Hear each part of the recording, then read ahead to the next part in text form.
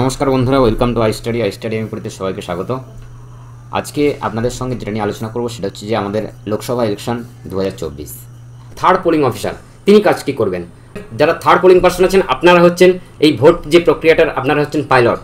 First polling person যদি engine হন, second polling person যদি চাকা হন, আর থার্ড পোলিং পার্সন হচ্ছেন পাইলট। কারণ আপনাদের হাতেই আছে কন্ট্রোল ইউনিট, যার মাধ্যমে টোটাল ভোট প্রসেসটা আপনারা মেনটেন করবেন। আমরা first polling officer, second polling officer নিয়ে অলরেডি আলোচনা করে ফেলেছি। থার্ড পোলিং অফিসার কি কাজ করবেন? থার্ড পোলিং অফিসার হচ্ছেন in charge of control unit. Control unit ওনার কাছে থাকবে। কন্ট্রোল ইউনিট হচ্ছে এই যে থার্ড পোলিং অফিসার যিনি বসে আছেন, ইনার কাছে কিন্তু কন্ট্রোল ইউনিট থাকবে। তো ইনি হচ্ছেন টোটাল কন্ট্রোল ইউনিটের ইনচার্জ।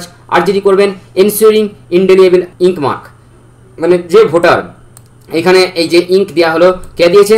P2, মানে সেকেন্ড পোলিং পার্সন কিন্তু একে কালি দিয়েছে।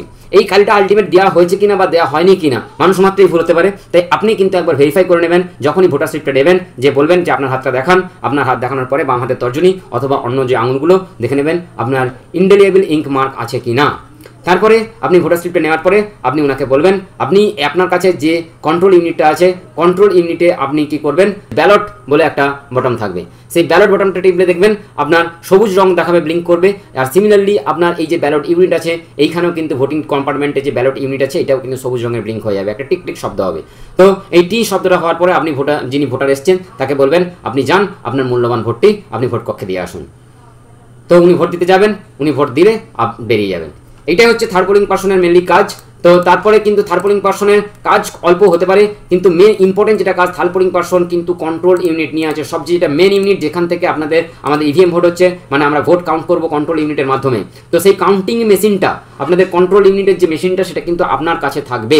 এই দেখতে পাচ্ছেন এইটা কন্ট্রোল ইউনিট, এই কন্ট্রোল ইউনিটের মেশিনটা আপনাদের কাছে থাকবে। এই কন্ট্রোল ইউনিটে এই সবুজ বটনটা কিন্তু যখন গ্রিন হয়ে যাবে, আপনি দেখতে পাচ্ছেন এখানে ব্যালট ইউনিট আছে, ব্যালটটা টিপলেই তখন গ্রিন হয়ে যাবে। আর সিমিলারলি এইখানে যে ব্যালট ইউনিট আছে এটা তো ব্যালট ইউনিট, তো এই ব্যালট ইউনিটটাতে এইখানে গ্রিন বটন চলবে। তো অলরেডি যখন আপনার এখানে গ্রিন হবে তখন ওনাকে বলবেন গিয়ে এই ব্যালট ইউনিটগুলোতে প্রেস করতে। যে ভোটার আসছেন, যার যেখানে পছন্দ তিনি এখানে ভোট দিলেন।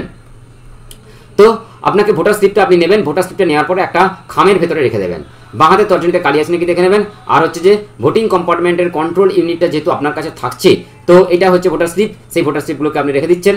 আর যেহেতু আপনার কাছে সবচেয়ে উপযোগী ব্যাপার সেটা হচ্ছে যে আপনার কাছে যেহেতু কন্ট্রোল ইউনিট থাকছে, তাই আপনার প্রধান দায়িত্ব হচ্ছে আপনি কন্ট্রোল ইউনিটের সঙ্গে আপনার যে 17A ফর্মটা কিন্তু 1 ঘন্টা 2 ঘন্টা অন্তর বারবার মিলিয়ে দেখবেন যে আপনার ভোটের কাউন্ট এবং ওদের ভোটের কাউন্ট ঠিক আছে নাকি। কারণ বারবার বললাম 17C ফর্মটা কিন্তু আপনাকে পোলিং এজেন্টকে দিতে হবে। 17C নম্বর ফর্ম কাকে দিচ্ছেন? আপনি পোলিং এজেন্টকে দিচ্ছেন 17C নম্বর ফর্ম। তো 17C মেলানো হচ্ছে কাকে দেখে? 17A কে দেখে। 17A মেলানো হবে কাকে দেখে? 17 আমাদের কন্ট্রোল ইউনিট দেখে মেলানো হবে। আর দিনের শেষে কন্ট্রোল ইউনিটের সঙ্গে কিন্তু এই 17C এর ফর্মটা মিলবে। তাই বুঝতে পারছেন আপনারা কোন জায়গায় আছেন। কাজ কম কিন্তু খুবই নিখুঁত কাজ, এবং প্রত্যেকটা ভোটার যখন একবার ভোট দিয়ে চলে যাচ্ছে তারপরে প্রত্যেকবার কিন্তু একবার করে আপনাকে ব্যালট টিপতে হবে। যখন একবার ফার্স্ট ভোটার দিয়ে বেরিয়ে গেল, ভোট দিয়ে বেরিয়ে গেল, তারপরে এটা যখন অটোমেটিক্যালি বন্ধ হয়ে যাবে, এই আলোটা অটোমেটিক্যালি বন্ধ হয়ে যাবে, তারপরে আপনাকে কিন্তু আবার প্রেস করতে হবে ব্যালট ইউনিট। তারপরে আপনি এখানে দেখতে পাবেন যে আপনার এখানে গ্রিন বাটন হয়েছে এবং ভোটারকে বলবেন ভোট দিতে। তো এই ভোটের প্রক্রিয়া, এবং ভোট যখন শেষ হয়ে যাচ্ছে তখন CRC মনে রাখবেন ক্লোজ করতে হবে এবং আপনাকে রেজাল্ট দেখতে হবে এবং ক্লিয়ার করতে হবে। এই যে জিনিস আপনাকে বারবার কিন্তু খেয়াল রাখতে হবে, এটা কিন্তু আপনি মেনটেন করবেন। যারা থার্ড পোলিং পার্সন আছেন আপনারা হচ্ছেন এই ভোট যে প্রক্রিয়াটার আপনারা হচ্ছেন পাইলট। তাই একটু সিনসিয়ার থাকবেন, ভালো থাকবেন, মাথা ঠান্ডা রাখবেন। আশা করি আপনাদের ভোট নিতে কোনো অসুবিধা হবে না। All the best. Thank you for listening my lesson. Thank you.